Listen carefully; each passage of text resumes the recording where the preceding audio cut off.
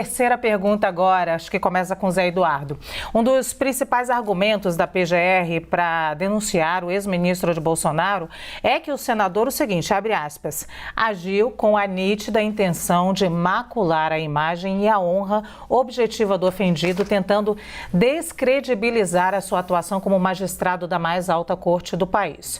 Zé Eduardo, podemos considerar que Sérgio Moro ataca o Supremo Tribunal Federal ao dizer que compraria um habeas corpus de Mendes? Quem ataca um membro do Supremo Tribunal Federal ataca a instituição Supremo Tribunal Federal, se não apresentar provas. Ele não tem prova nenhuma. Ele próprio fala que fez um gracejo.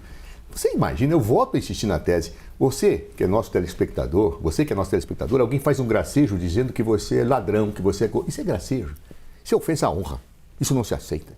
Aliás, Caio, jamais o Gilmar Mendes poderia quebrar o decoro parlamentar. Sabe por quê? Porque ele não é parlamentar. Ele é um juiz. E ele fez uma afirmação genérica em relação à Lava Jato. Então, vamos ser sinceros, o limite da crítica, ele é muito relativo com as coisas públicas, especialmente com as instituições.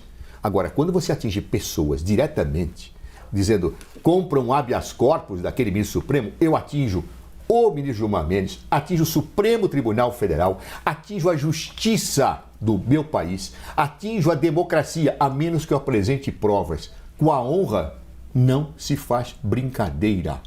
Senador da República não pode brincar com a honra alheia, tem que responder. Isto é falta de decoro, sim. Embora a palavra decoro, que aplica-se aos parlamentares, esclareçamos, tenha um sentido amplo, um sentido fluido, toda palavra que tem um sentido fluido tem um núcleo do qual não se escapa. É um núcleo de definição semântica. O que ele fez é falta de decoro. Não se atinge sem provas a honra de uma autoridade judiciária como a ninguém.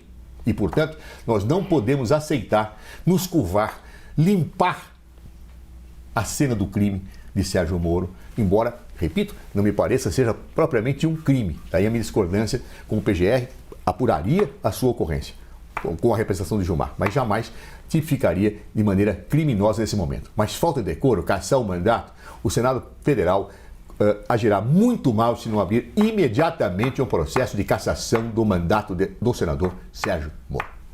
Caio Coppola, podemos considerar que Sérgio Moro ataca o Supremo Tribunal Federal ao dizer que compraria um habeas corpus de Gilmar Mendes? Não, e eu estou com muita dificuldade de entender a linha de raciocínio do meu debatedor. Vamos lá, olha que situação interessante. Gilmar Mendes, né, ataca a instituição militar, né? Então faz um ataque direto às Forças Armadas, falando que supostamente elas participam de um genocídio. Isso é dedicado, né, essa fala desairosa, à própria instituição, né? Aí nesse caso, não. Então ele não está atacando as instituições, segundo o meu debatedor. É uma crítica legítima. Agora, quando há uma crítica a um membro de uma instituição, como foi colocado por ele, né, na abertura desses argumentos, aí nesse caso específico, aí sim atinge-se a instituição. Portanto, olha que raciocínio esquisito. Quando você critica a instituição, quando você ataca a instituição, não tem problema. Quando você ataca um membro da instituição, aí é um ataque à instituição. Eu me sinto aqui voltando, né, nos tempos do colegial, estudando o absolutismo francês, quando o rei Luís XIV falava «L'État, c'est moi», o Estado sou eu.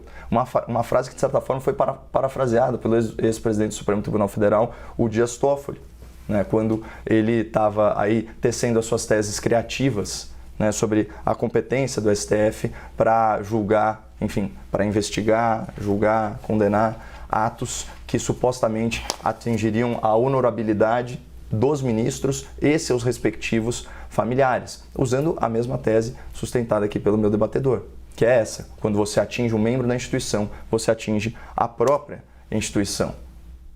Mais uma vez, então falar que uma força-tarefa antes do devido processo legal é uma organização criminosa também não configuraria um ataque à instituição? É sobre isso que a gente está falando, uma expressão muito feliz utilizada pela Luciana, que é julgar de acordo com o CPF. Muito bem, Zé Eduardo, você consegue então esclarecer a sua linha de raciocínio aqui pra gente? Dá para falar em estado absolutista, como o Caio trouxe ainda agora? Cai a história aqui, hein, gente? A última semelhança que eu vi dessa frase do Luís XIV, L'État c'est moi, foi com Jair Bolsonaro, quando ele disse que a Constituição sou eu.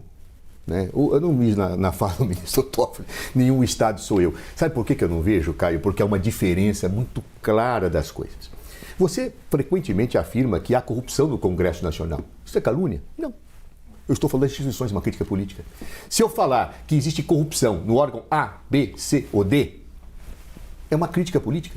Mas se eu falar o deputado tal é corrupto, ou eu vou compre lá o projeto de lei do deputado Cardoso, a minha honra será atingida. Essa é a diferença, Caio. Quando eu faço uma crítica a instituições, a Lava Jato, que não era uma instituição, mas era uma operação policial, eu não estou atingindo a honra subjetiva, que você usou essa expressão muito bem, inclusive, de ninguém. Eu estou me fazendo uma crítica política. É, na verdade, uma linha tênue, mas muito claramente posta nesse caso. Eu não sei qual a dificuldade que você tem de seguir esse meu raciocínio. Eu posso falar, como você disse, o tal partido é corrupto. É uma organização criminosa, eles são cleptomaníacos. Ok, agora se eu falar o Zé Eduardo é membro de organização criminosa, é um cleptomaníaco. Se eu falar o Caio, esse não pode ver uma carteira que já pega ela. Ora, aí eu estou caluniando a tua honra, como estava antes caluniando a minha. Ou seja, é tão clara, é clara como água a diferença, Caio. E você, eu acho que você tem, por missão pessoal, defender o Sérgio Moro. É indefensável o que ele fez, não é brincadeira. Não é chacota, ele é um senador da República, ele não pode falar o que ele falou de Gilmar Mendes. Eu não aceitaria que ninguém falasse isso, inclusive dos meus adversários, sem prova. Ô Caio, você tem essa missão pessoal aí de defender o Sérgio Moro? Você conseguiu entender, concorda ou discorda com o Zé? Bom, na verdade, eu como comentarista político sou pautado pela verdade, diferentemente do debatedor, nunca ocupei cargo político, não sou filiado a nenhum partido e, além disso, nunca exerci a nobre profissão do advogado, né, que tem como pressuposto a defesa do interesse do cliente. Eu estou aqui em defesa da verdade, ou da busca pela verdade, não quero ser pretensioso nesse sentido. Mas então eu faço uma pergunta aqui, pegando carona no argumento, né, do Zé Eduardo Cardoso. Por exemplo, quem chamava o ex-presidente da República, Jair Bolsonaro, de genocida, estava ofendendo, então, a honra e deveria ser alvo de persecução penal?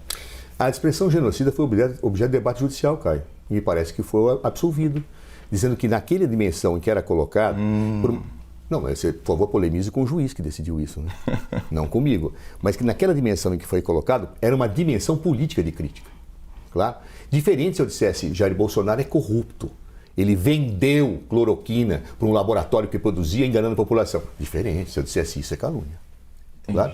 Ou seja, há uma diferença muito concreta e depois, se você quiser, eu te mando essa decisão judicial do juiz que faz exatamente essa análise, dizendo que não houve uma situação ofensiva à honra de Jair Bolsonaro, nem de outros que foram acusados de genocidas na época. Muito conveniente, né? Você acusa uma pessoa de um crime contra a humanidade, que é infinitamente mais grave do que um crime contra o erário público, e isso, né, por decisões judiciais absolutamente politizadas, é afastado da proteção do direito penal. E só para quem tiver curiosidade, vale a pena ver isso, até corroborando de certa forma o que foi colocado aqui pelo meu debatedor, que essa questão do genocida não tem nenhum lastro jurídico, eu convido o espectador a ver a matéria da Folha de São Paulo, que diz o seguinte, aspas, Bolsonaro genocida é retórica sem base jurídica, dizem especialistas, foi consultada inclusive a doutora Silvia Steiner, que foi a única brasileira a ocupar o Tribunal Penal Internacional, e aí ela tem, obviamente, autoridade intelectual para falar sobre isso. Obrigado, Caio. Essa matéria me ajuda, porque retórica sem base jurídica não qualifica a ofensa à honra subjetiva. Em outras palavras, eu também estou buscando a verdade quando debato aqui, Caio. O advogado também está buscando a verdade a partir dos autos. O juiz busca a verdade. Ninguém tem privilégio de buscar a verdade enquanto discorda de outro, Caio. Eu acho que nós não podemos nos colocar acima de todos. Somos eu busco a verdade, vocês todos buscam a mentira.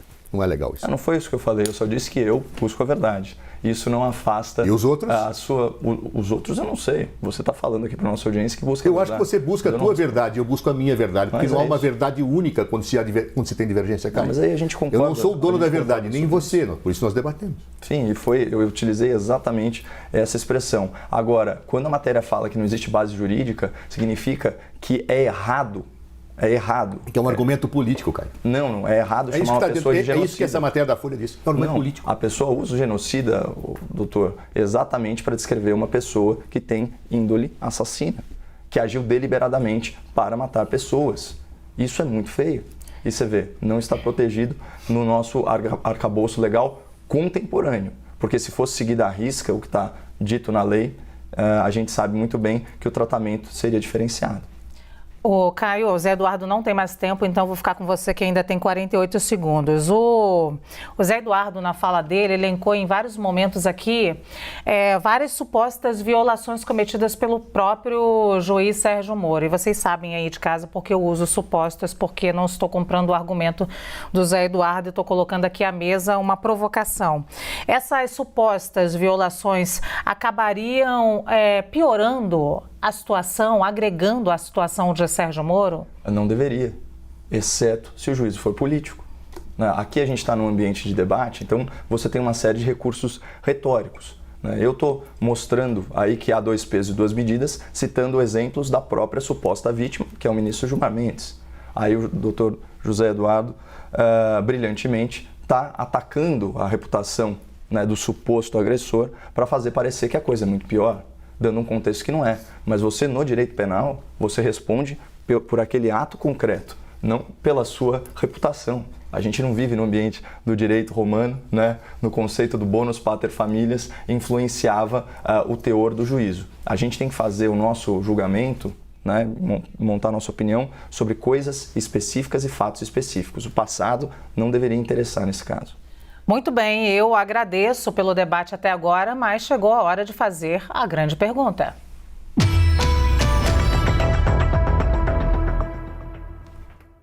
A grande pergunta para vocês aí de casa é o momento em que um debatedor tem a oportunidade de fazer um questionamento diretamente ao outro. A pergunta não tem um tempo determinado. Mas, Caio, não se aproveite disso, que eu já vi outro dia você ler várias manchetes. Abusei do privilégio. Abusou do privilégio. Mas a resposta tem que ser dada em até 1 minuto. Caio Coppola. Vamos lá, Zé. Então eu vou abreviar um pouco, trazendo de novo para a suposta vítima da ofensa à honra, o ministro Gilmar Mendes. E aqui até me solidarizando com o senhor, porque talvez te atinja diretamente. Era muito comum a ministra do Supremo Tribunal Federal fazerem denúncias e juízos de valor fora do auto, sem provas. Eu cito aqui uma entrevista do ministro Gilmar Mendes ao Jornal Nacional, falando sobre a gestão petista na era Dilma Rousseff, aspas, eles tinham se tornado donos da Petrobras. Esse era o método de governança, um método de governança corrupta, um modelo cleptocrata. Para quem não sabe, o que é a cleptocracia? É um modelo diferente da democracia. A cleptocracia é um governo gerido por ladrões, certo? Tendo a corrupção como finalidade. E o Gilmar Mendes completa. Havia um plano perfeito para o PT se eternizar no poder, doutor. Uma estratégia criminosa que envolvia mais de 2 bilhões de reais desviados da Petrobras, dinheiro suficiente, segundo o ministro Gilmar Mendes, para financiar ilegalmente eleições do PT até 2038. Eu pergunto, nesse caso, houve quebra de liturgia do cargo, quebra de decoro. Qual seria, na sua opinião, a sanção adequada para essa fala, para esse comportamento do ministro Gilmar Mendes? Nesse e em todos os outros casos, minha resposta é a mesma. Isso caracteriza uma crítica política que eu discordo, que eu me insurgi. Eu cheguei até a dar uma coletiva sobre isso na época, mas no debate político, Caio. Isso não é uma ofensa à minha honra. Se ele dissesse o Zé Eduardo Cardoso é um ladrão, é diferente, Caio. É nisso que está a diferença. Aqui a diferença entre a crítica política, que eu disse, é tênue, e a honra subjetiva pessoal. É ali que está o problema. Portanto, o Gilmar Mendes, naquele momento, nos atacou duramente. E nós respondemos duramente. Mas nós não o processamos, Caio. Sabe por quê? Porque eu acho que esse tipo de coisa não se coloca no debate político, por mais que você se sinta injustiçado. Agora, honra pessoal se defende. Gilmar Mendes agiu muito bem de representar contra Sérgio Moro. Sérgio Moro, como senador, nunca poderia ter feito o que fez na fala infeliz que você chama de gracejo e que eu chamo de ofensa à honra. Vamos lá, agora é a pergunta do Zé Eduardo para o Caio. Caio, eu fiquei com uma grande dúvida aqui nas tuas colocações, porque eu sinto que você o tempo inteiro tenta tirar o foco do Sérgio Moro e colocar no Gilmar, no Lula, no PT. Ou seja, você está com uma dificuldade grande, a meu ver, você me esclareça isso, de defender o Sérgio Moro. Então, minha pergunta é muito clara. Você viu abusos, violação à Constituição na Lava Jato e na conduta do Sérgio Moro? Ou não viu? Bom, respondendo em 1 minuto, eu vou ter que me abraçar aí com um princípio de direito consagrado no Supremo Tribunal Federal, que é o pas de nullité sans grief. Na verdade, não existe nulidade no processo se ela não causa prejuízo ao réu. Quando eu vejo as ações do ministro Sérgio Moro, eu vejo que elas foram todas corroboradas por instâncias superiores, ministro. Até pelo Supremo. Até pelo Supremo. E não só isso, elas foram agravadas, mas num primeiro momento não. Houve anulação da ação penal, mas nas discussões de habeas corpus, sempre negados. Então a gente está falando aí não de um juiz que julgou o Moro, mas de 20 magistrados. A gente está falando de 2 juízes federais, a gente está falando de 3 desembargadores, 5 ministros do STJ, mais toda a turma do STF, muitos deles, aliás, a maioria deles, indicados em governos do Partido dos Trabalhadores. Então, que juiz imparcial é esse que tem as suas sentenças confirmadas e agravadas nas instâncias superiores e que chegou, inclusive, a absolver Lula em um dos processos? Muito bem, o Caio terminou o tempo dele e, claro, terminamos esse primeiro momento do grande debate com uma pergunta que com certeza voltaremos a ela, conhecendo os dois que estão aqui ao meu lado, voltaremos a ela em um outro momento. Agora eu tenho que me despedir dos dois e desejar de novo um feliz aniversário para o Zé Eduardo Cardoso, que nos deixa agora nesse momento junto com o Caio Coppola. Caio, obrigada também. Muito obrigado.